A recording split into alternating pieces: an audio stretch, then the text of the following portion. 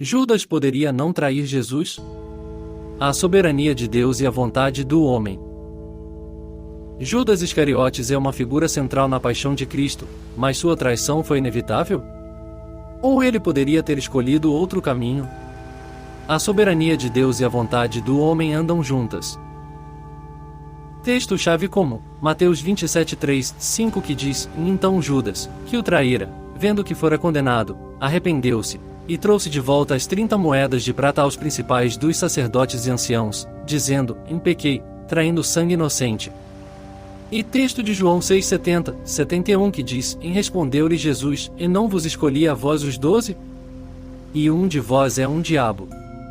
E isto dizia ele de Judas Iscariotes, filho de Simão, porque este o havia de entregar, sendo um dos 12.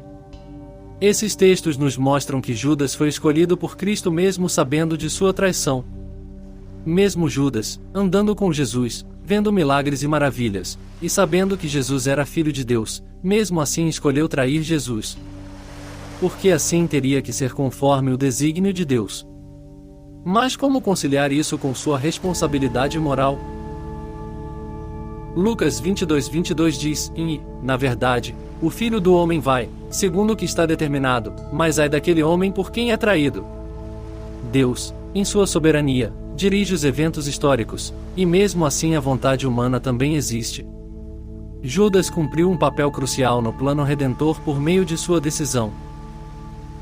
Ao mesmo tempo que Deus, no seu plano da redenção, determina a traição de Judas, Judas escolhe trair por sua própria vontade, para que se cumprisse as Escrituras.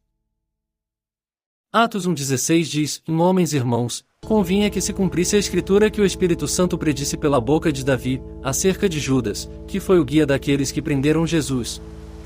Mais um texto que revela que a traição de Judas foi predita pelas Escrituras, mostrando que Deus não é pego de surpresa. A soberania divina garante que nenhum ato humano pode frustrar os seus planos eternos, mas concede liberdade para que o homem haja segundo o seu próprio coração. Como harmonizar essas questões de difícil compreensão?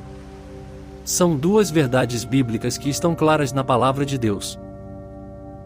O texto da oração sacerdotal de Jesus em João 17:12 diz: E estando eu com eles no mundo, guardava-os em teu nome.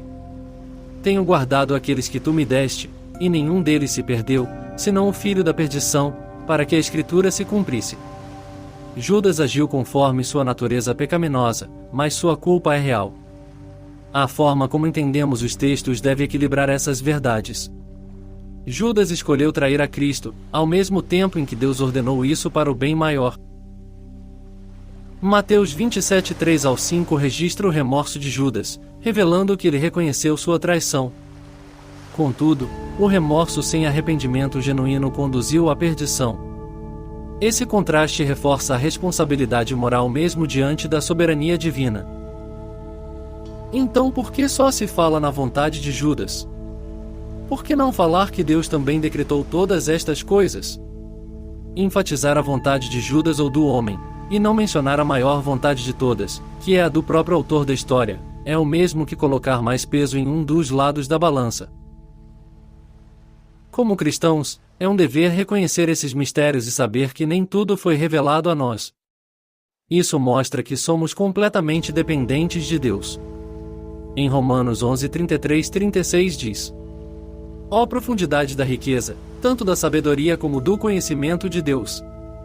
Quão insondáveis são os seus juízos, e quão inescrutáveis os seus caminhos! Quem, pois, conheceu a mente do Senhor? Ou quem foi o seu conselheiro?